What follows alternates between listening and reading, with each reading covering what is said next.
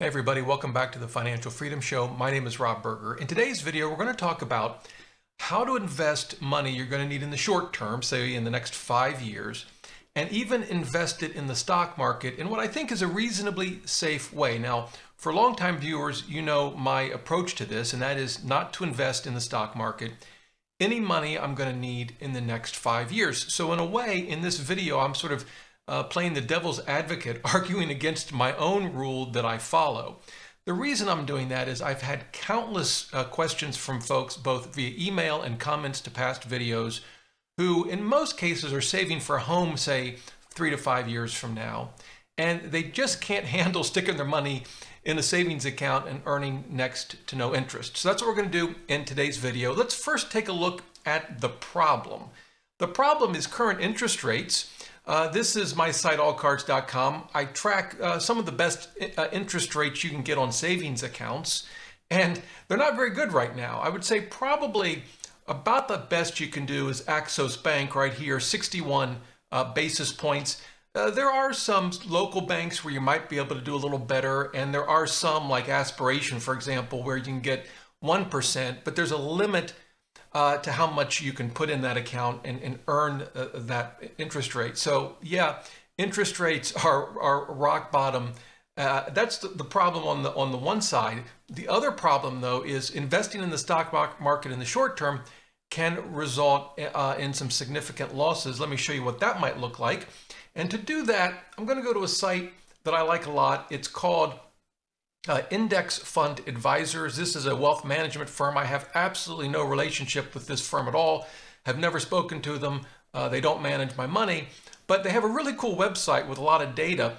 And what I want to show you, I'll leave, by the way, links to everything I show you below the video, so no worries there. But I want to come all the way down here to this chart, because this shows you, and we'll make it a little bit bigger so you can see it. There we go.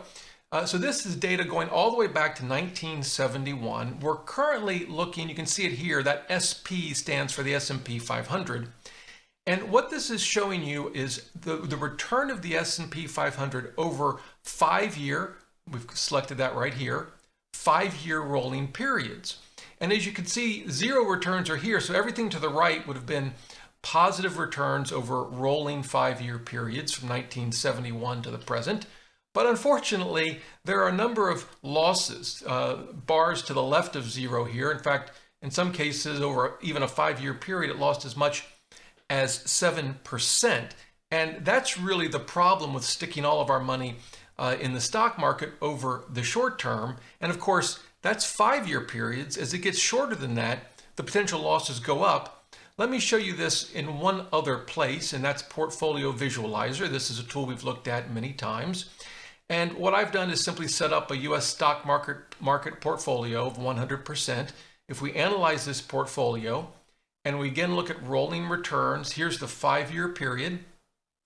And in some 5-year periods, it's done well. The best was over 27%. The average has been excellent, 11%. But here's this low point, that pesky minus 6%. It's basically the same data we just looked at the IFA website.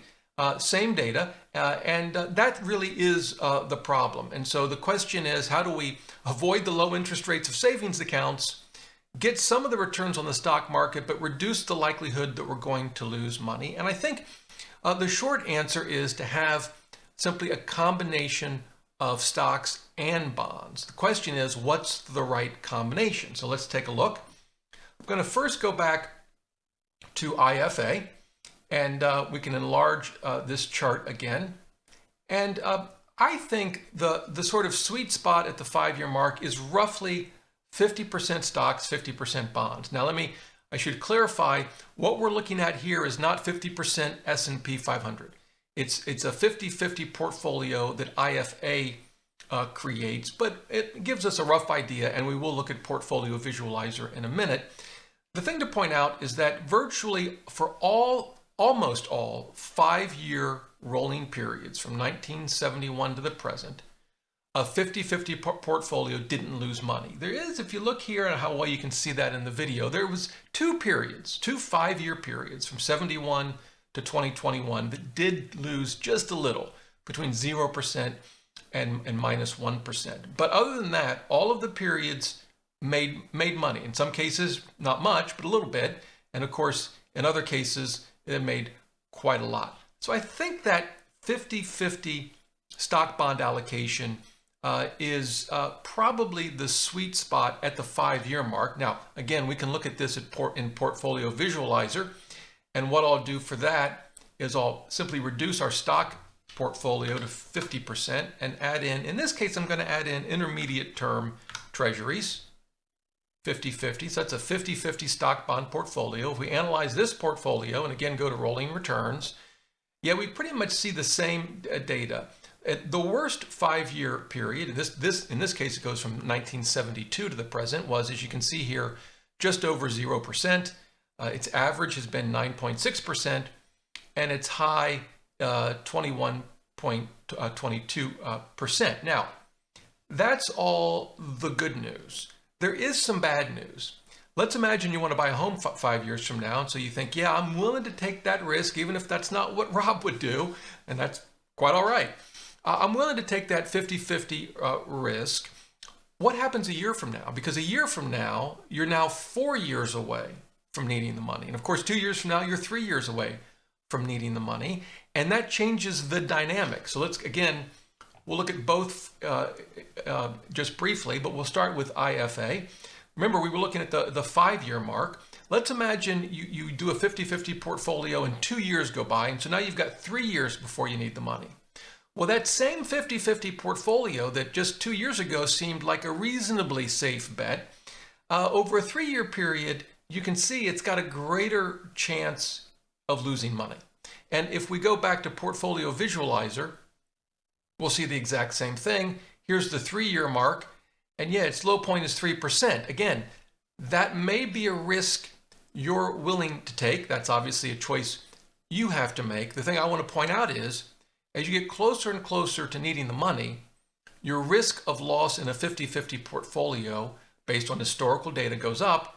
And as you can see, once you get to 1 year away, the worst case scenario, again, based on historical data from 1972 to 2021, is pretty significant loss. Now, there is a way to address that issue, and that is, as you get closer and closer to needing the money, reduce your stocks. So you may have started at 50-50 at year 5, and at year 4, maybe you go down to 45%, and at year 3, down to 40%. You can make those changes. And in fact, you can use the tools that I've shown you to kind of get at least a rough idea of the risks involved. And let me show you what that would look like. We could, for example, simply change the percentages here. So we could say, well, what does a 40% stock allocation and 60% bond allocation look like? Analyze the portfolio. We do want to use rolling returns and say for a 3-year period, okay, there's your risk. Again, based on historical data, you could lose over a 3-year period about 1.45% if history is any indication.